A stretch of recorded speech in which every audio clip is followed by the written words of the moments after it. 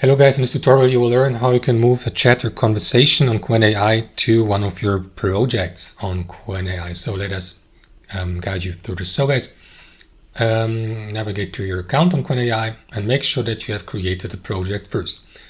But you can do that by clicking into new project here and customize and edit it. As you can see, I have created an example travel vlog for the sake of this tutorial. And these projects may contain source files like uploaded Word documents, PDF documents, text files, images, and so on and so forth.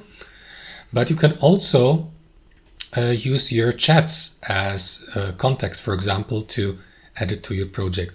To do that, click into these three dots next to the given chat from your chat history, navigate to move to project, and select the project from that list. So use it as a context, as you can see, and it will then appear here under chats in your project overview, and you can move it out of the project by using this button, or yeah, that's how it works. Thanks for watching and I'll see you next time.